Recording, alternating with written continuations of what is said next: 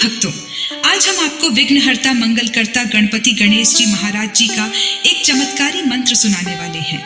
जिसका अगर आप नित्य नियम से 108 बार या एक माला जाप या श्रवण कर लेते हैं तो आपको सभी कार्यों में सिद्धि प्राप्त होनी अनिवार्य है। साथ ही आय, सुख और भाग्य में वृद्धि के द्वार परिपक्व होने प्रारंभ हो जाएंगे। आज बुधवार के दिन देवों के देव महादेव के पुत्र भगवान गणेश जी का वार है। भगवान गणेश को कई नामों से जाना जाता है। इनमें सिद्धि विनायक, अष्ट विनायक, बुद्धिपति, गणपति, विनायक, गजानन, गणेश्वर, गौरी नंदन, गौरी पुत्र, श्री गणेश, गणधिपति, शुभकर्ता, सुखकर्ता, विघ्नहर्ता आदि प्रमुख हैं। अगर आप भी भगवान गणेश का आशीर्वाद पाना चाहते हैं तो आज बुधवार के दिन सच्चे मन से इस मंत्र का श्रवण करें। इस मंत्र के श्रवण मात्र से व्यक्ति को जीवन में व्याप्त सभी प्रकार के कष्टों से निजात मिल जाता है। तो प्रिय भक्तों, आइए विघ्नहर्ता मंगलकर्ता जी के इस महामंत्र को सुन लेते हैं। एक बात ध्यान में रखना कि मंत्र पूरा 108 बार या इससे ज्यादा सुनना है, मतलब कि इस वीडियो को पूरा सुनना है। सुनते सुनते आप ध्यान मग्न हो जाएंगे। आप अपनी दुकान या घर पर कहीं भी इस मंत्र को सुन सकते हैं। हम आशा करते हैं कि आपको शीघ्र ही लाभ मिलेगा। अगर आपको हमारा यह वीडियो पसंद आए तो एक लाइक जरूर करिएगा। हमारे चैनल गुप्त मंत्र को सब्सक्राइब जरूर करिएगा। कमेंट में जय श्री गणेश लिखकर अपनी उपस्थिति जरूर दिखाइएगा। अब मंत्र श्रवण करें। गजाननं भूतगणादिसेवितं कपितथजम्बू फलचारुभक्षणम् उमासुतं शोकविनाशकारकं नमामि विघ्नेश्वरपादपङ्कजम्। गजाननं भूतगणादिसेवितं कपितथजम्बू फलचारुभक्षणम् उमासुतं शोकविनाशकारकं नमामि विघ्नेश्वरपादपङ्कजम्। गजाननं भूतगणादिसेवितं कपितथजम्बू फलचारुभक्षणम् उमासुतं शोकविनाशकारकं नमामि विघ्नेश्वरपादपङ्कजम्। गजाननं भूतगणादिसेवितं कपितथजम्बू फलचारुभक्षणम् उमासुतं शोकविनाशकारकं नमामि विघ्नेश्वरपादपङ्कजम्।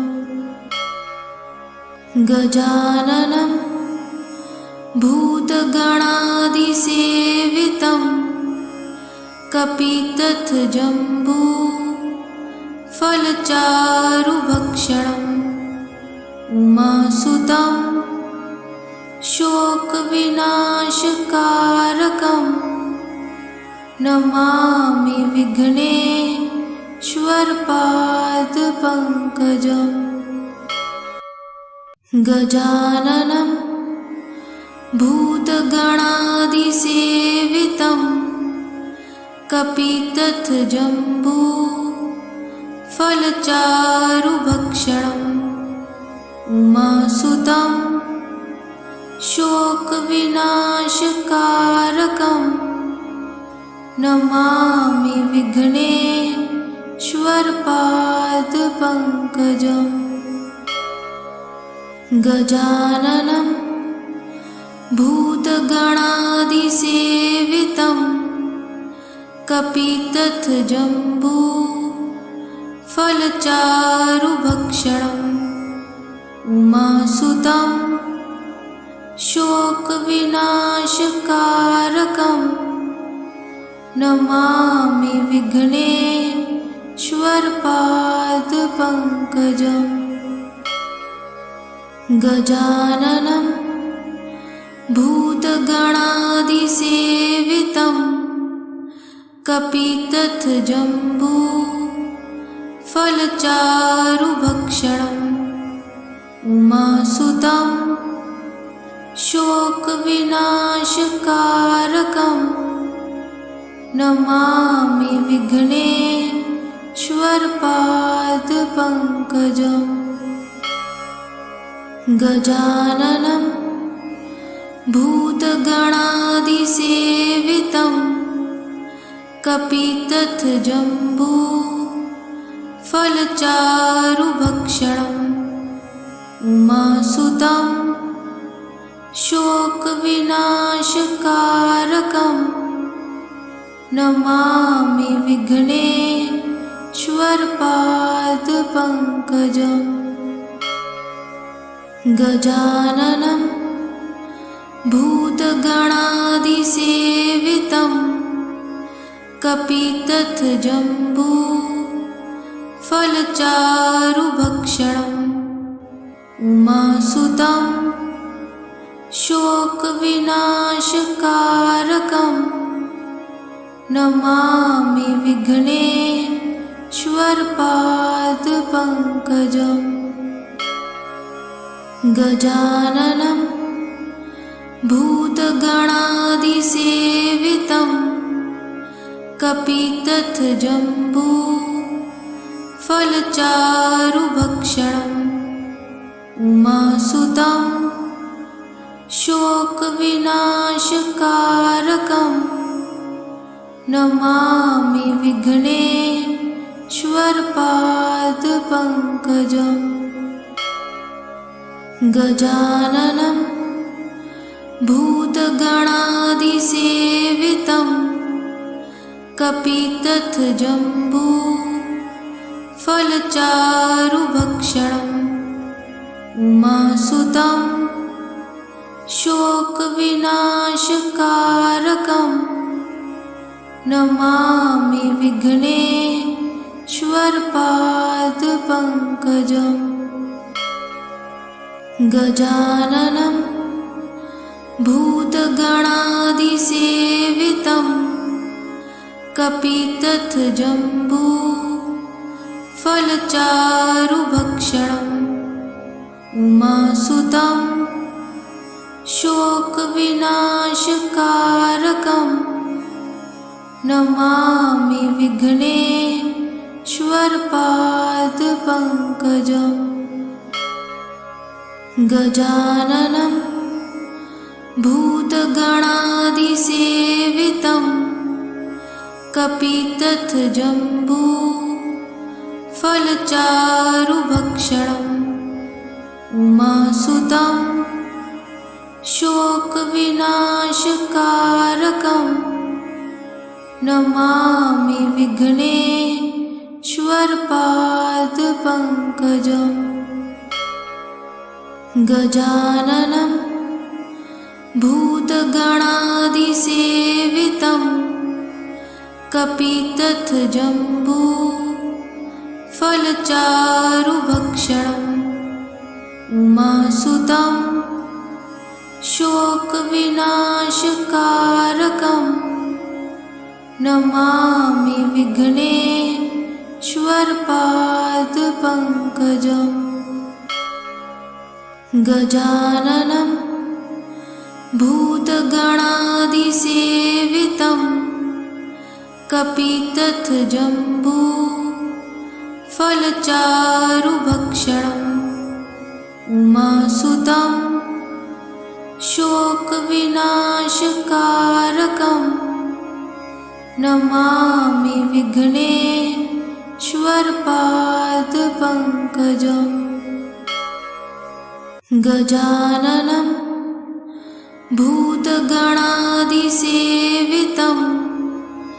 कपितथजम्बू फलचारुभक्षणम् उमासुतं शोकविनाशकारकं नमामि विघ्नेश्वरपादपङ्कजम् श्वर्पादपङ्कजम् गजाननं भूतगणादिसेवितं कपितथजम्बो फलचारुभक्षणम् उमासुतं शोकविनाशकारकं नमामि विघ्नेश्वरपादपङ्कजम् गजाननं भूतगणादिसेवितं कपितथजम्बो फलचारुभक्षणम् उमासुतं शोकविनाशकारकं नमामि विघ्नेश्वरपादपङ्कजम् गजाननं भूतगणादिसेवितं कपितथजम्बो फलचारुभक्षणम् उमासुतं शोकविनाशकारकं नमामि विघ्नेश्वरपादपङ्कजम् गजाननं भूतगणादिसेवितं कपितथजम्बो फलचारुभक्षणम् उमासुतं शोकविनाशकारकं नमामि विघ्नेश्वरपादपङ्कजम् गजाननं भूतगणादिसेवितं कपितथजम्बो फलचारुभक्षणम् उमासुतं शोकविनाशकारकं नमामि विघ्नेश्वरपादपङ्कजम् गजाननं भूतगणादिसेवितं कपितथजम्बो फलचारुभक्षणम् उमासुतं शोकविनाशकारकं नमामि विघ्नेश्वरपादपङ्कजम् गजाननं भूतगणादिसेवितं कपितथजम्बो फलचारुभक्षणम् उमासुतं शोकविनाशकारकं नमामि विघ्नेश्वरपादपङ्कजम् गजाननं भूतगणादिसेवितं कपितथजम्बो फलचारुभक्षणम् उमासुतं शोकविनाशकारकं नमामि विघ्नेश्वरपादपङ्कजम् गजाननं भूतगणादिसेवितं कपितथजम्बो फलचारुभक्षणम् उमासुतं शोकविनाशकारकं नमामि विघ्नेश्वरपादपङ्कजम् गजाननं भूतगणादिसेवितं कपितथजम्बो फलचारुभक्षणम् उमासुतं शोकविनाशकारकं नमामि विघ्नेश्वरपादपङ्कजम् विघ्नेश्वरपादपङ्कजम् गजाननं भूतगणादिसेवितं कपितथजम्बू फलचारुभक्षणम् उमासुतं शोकविनाशकारकं नमामि विघ्नेश्वरपादपङ्कजम् गजाननं भूतगणादिसेवितं कपितथजम्बू फलचारुभक्षणम् उमासुतं शोकविनाशकारकं नमामि विघ्नेश्वरपादपङ्कजम् गजाननं भूतगणादिसेवितं कपितथजम्बू फलचारुभक्षणम् उमासुतं शोकविनाशकारकं नमामि विघ्नेश्वरपादपङ्कजम्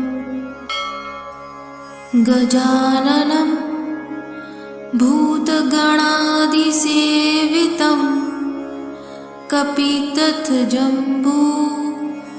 फलचारुभक्षणम् उमासुतं शोकविनाशकारकं नमामि विघ्नेश्वरपादपङ्कजम् गजाननं भूतगणादिसेवितं कपितथजम्बू फलचारुभक्षणम् उमासुतं शोकविनाशकारकं नमामि विघ्नेश्वरपादपङ्कजम् गजाननं भूतगणादिसेवितं कपितथजम्बू फलचारुभक्षणम् उमासुतं शोकविनाशकारकं नमामि विघ्नेश्वरपादपङ्कजम् गजाननं भूतगणादिसेवितं कपितथजम्बू फलचारुभक्षणम् उमासुतं शोकविनाशकारकं नमामि विघ्नेश्वरपादपङ्कजम् गजाननं भूतगणादिसेवितं कपितथजम्बू फलचारुभक्षणम् उमासुतं शोकविनाशकारकं नमामि विघ्नेश्वरपादपङ्कजम्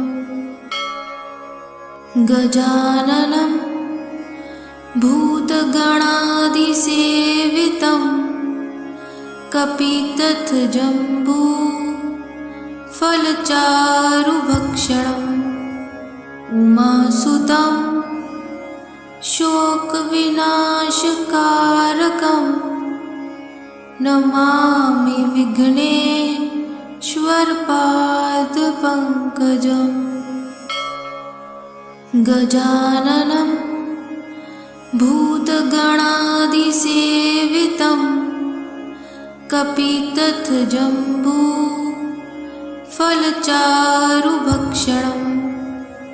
उमासुतं शोकविनाशकारकं नमामि विघ्नेश्वरपादपङ्कजम् गजाननं भूतगणादिसेवितं कपितथजम्बू फलचारुभक्षणम्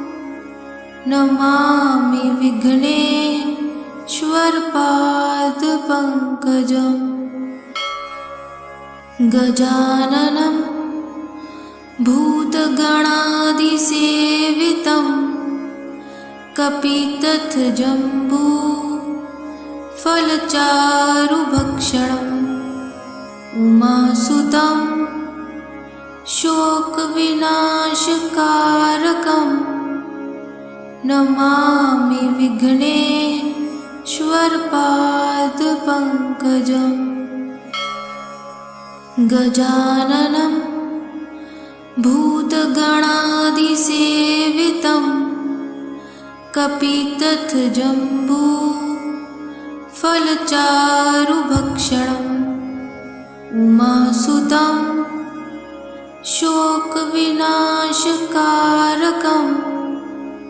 नमामि विघ्नेश्वरपादपङ्कजम् गजाननं भूतगणादिसेवितं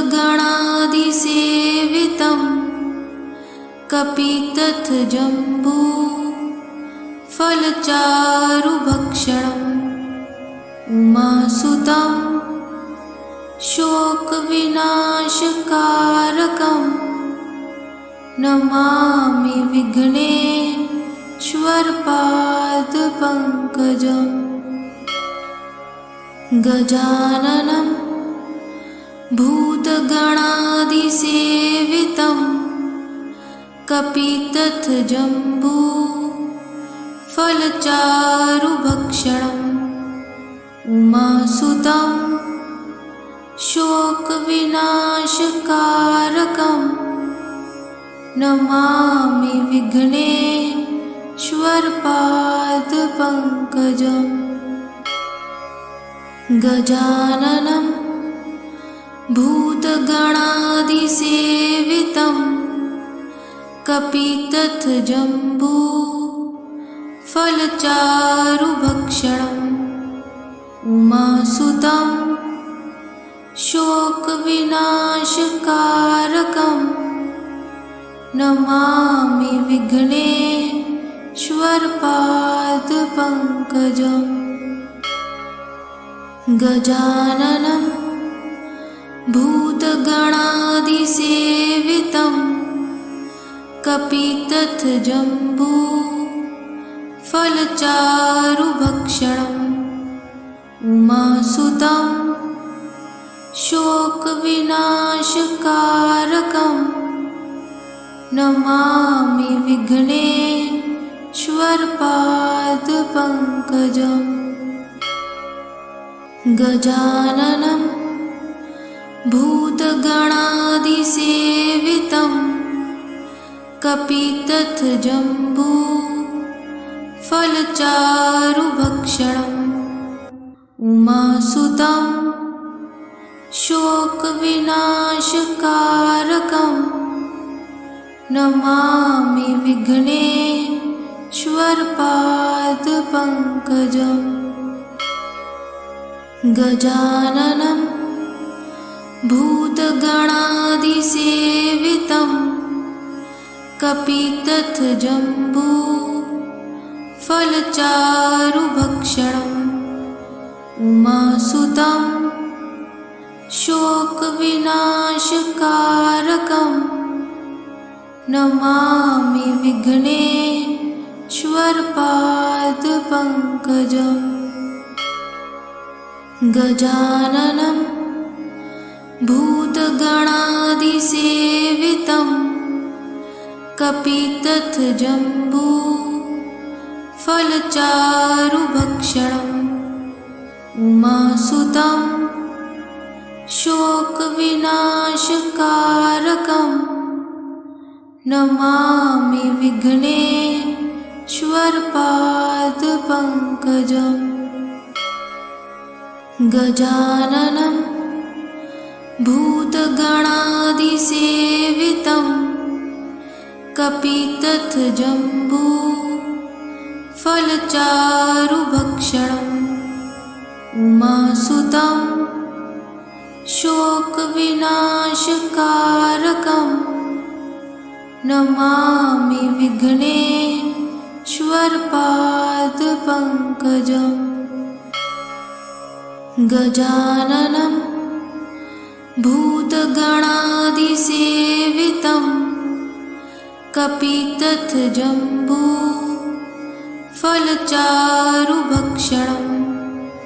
उमासुतं शोकविनाशकारकं नमामि विघ्नेश्वरपादपङ्कजम् विघ्नेश्वरपादपङ्कजम् गजाननं भूतगणादिसेवितं कपितथजम्बो फलचारुभक्षणम् उमासुतं शोकविनाशकारकं नमामि विघ्नेश्वरपादपङ्कजम् गजाननं भूतगणादिसेवितं कपितथजम्बो फलचारुभक्षणम् उमासुतं शोकविनाशकारकं नमामि विघ्नेश्वरपादपङ्कजम् गजाननं भूतगणादिसेवितं कपितथजम्बो फलचारुभक्षणम् उमासुतं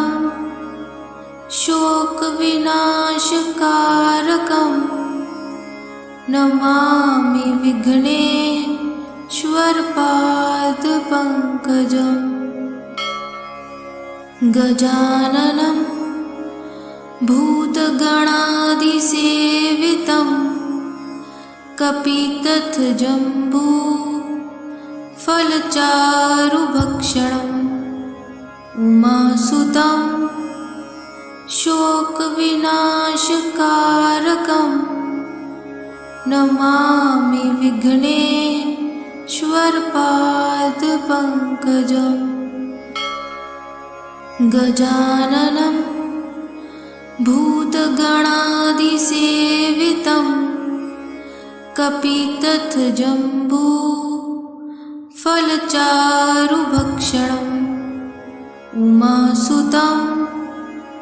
शोकविनाशकारकं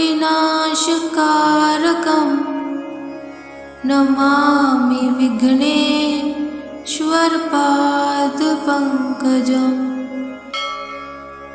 गजाननं भूतगणादिसेवितं कपितथजम्बो फलचारुभक्षणम् उमासुतं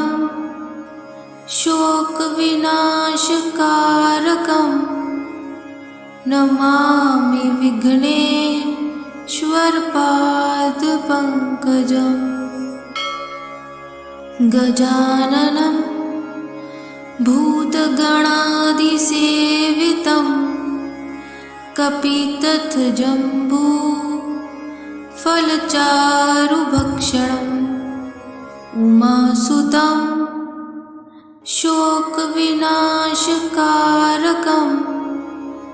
नमामि विघ्नेश्वरपादपङ्कजम् गजाननं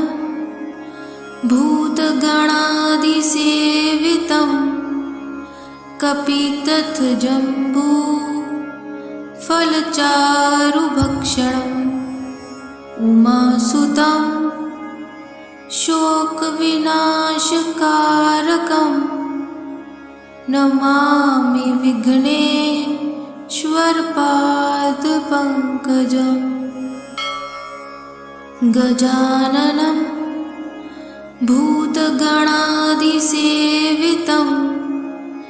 कपितथजम्बो फलचारुभक्षणम् उमासुतं शोकविनाशकारकं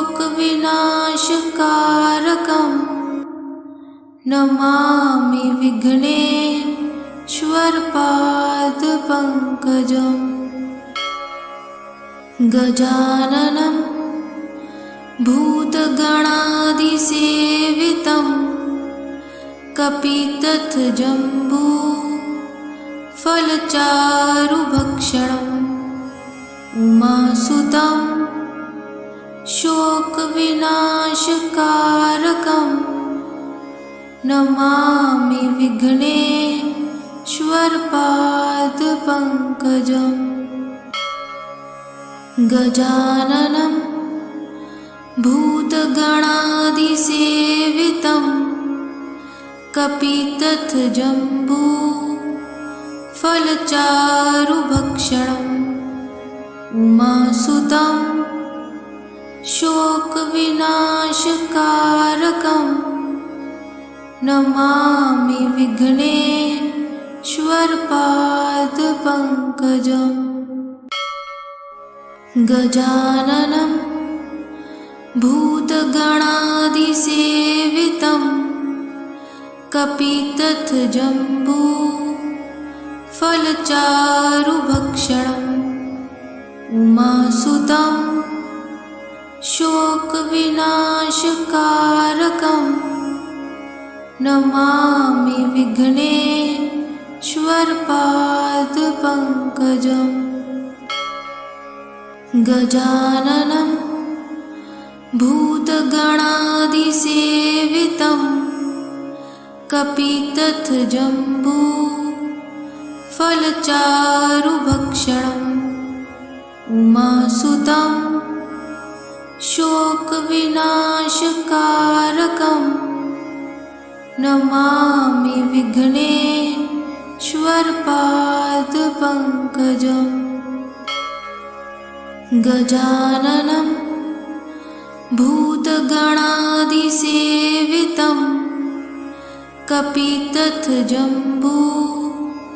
फलचारुभक्षणम् उमासुतं शोकविनाशकारकं नमामि विघ्नेश्वरपादपङ्कजम् गजाननं भूतगणादिसेवितं कपितथजम्बू फलचारुभक्षणम् उमासुतं शोकविनाशकारकं नमामि विघ्नेश्वरपादपङ्कजम् गजाननं भूतगणादिसेवितं कपितथजम्बू फलचारुभक्षणम् उमासुतं शोकविनाशकारकं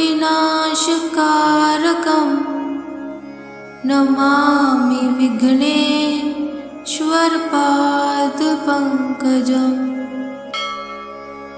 गजाननं भूतगणादिसेवितं कपितथजम्बू फलचारुभक्षणम् उमासुतं शोकविनाशकारकं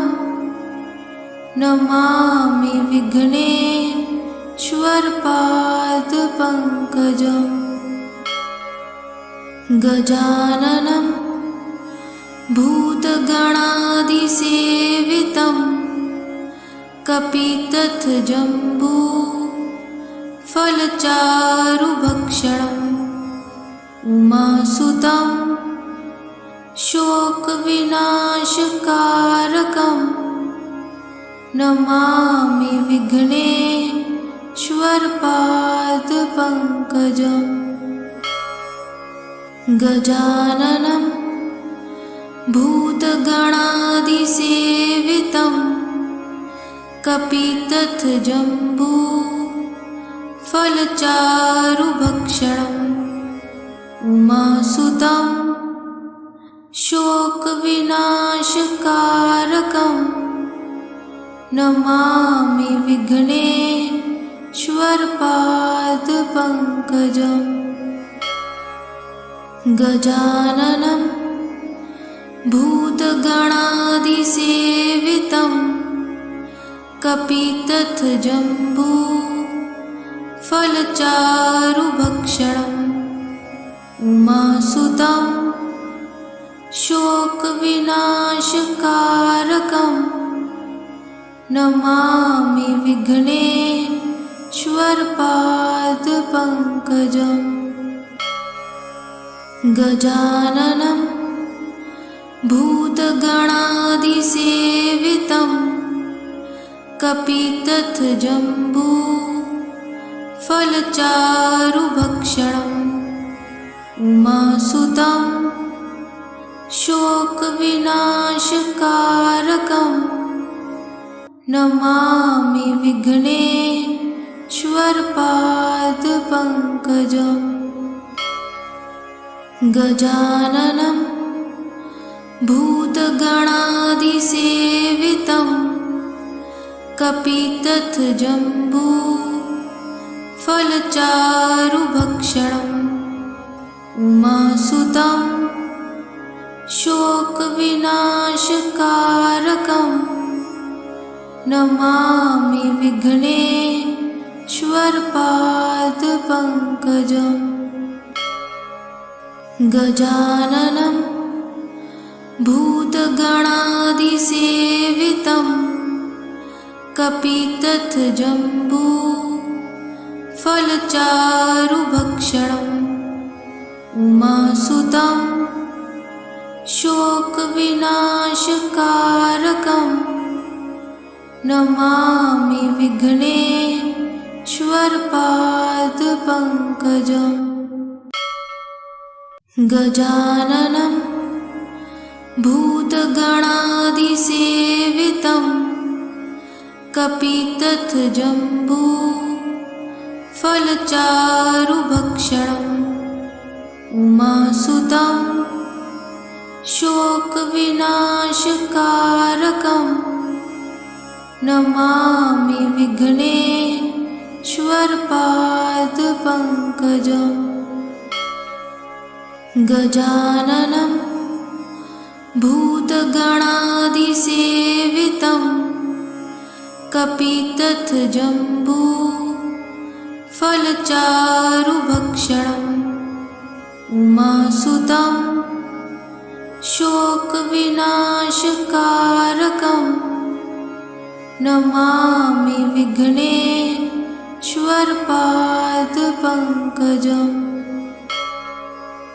गजाननं भूतगणादिसेवितं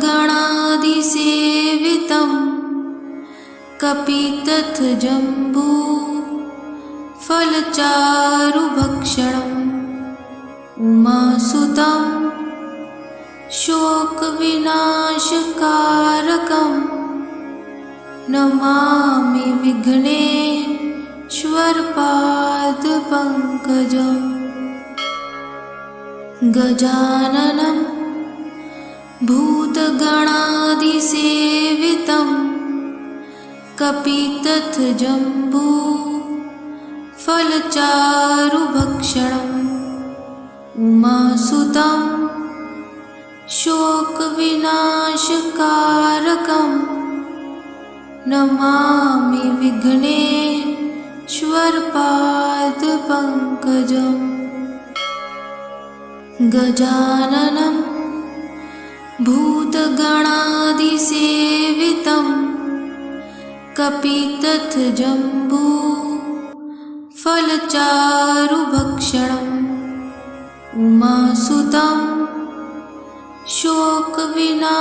शोकविनाशकारकं नमामि विघ्नेश्वरपादपङ्कजम् गजाननं भूतगणादिसेवितं कपितथजम्बू फलचारुभक्षणम् उमासुतं शोकविनाशकारकं नमामि विघ्नेश्वरपादपङ्कजम् गजाननं भूतगणादिसेवितं कपितथजम्बू फलचारुभक्षणम् उमासुतं शोकविनाशकारकं नमामि विघ्नेश्वरपादपङ्कजम् गजाननं भूतगणादिसेवितं कपितथजम्बू फलचारुभक्षणम् उमासुतं शोकविनाशकारकं नमामि विघ्नेश्वरपादपङ्कजम् श्वर्पादपङ्कजम् गजाननं भूतगणादिसेवितं कपितथजम्बू फलचारुभक्षणम् उमासुतं शोकविनाशकारकं नमामि विघ्नेश्वरपादपङ्कजम् गजाननं भूतगणादिसेवितं कपितथजम्बू फलचारुभक्षणम् उमासुतं शोकविनाशकारकं नमामि विघ्नेश्वरपादपङ्कजम् गजाननं भूतगणादिसेवितं कपितथजम्बू फलचारुभक्षणम् उमासुतं शोकविनाशकारकं नमामि विघ्नेश्वरपादपङ्कजम् गजाननं भूतगणादिसेवितं कपितथजम्बू फलचारुभक्षणम् उमासुतं शोकविनाशकारकं नमामि विघ्नेश्वरपादपङ्कजम् गजाननं भूतगणादिसेवितं कपितथजम्बू फलचारुभक्षणम् उमासुतं शोकविनाशकारकं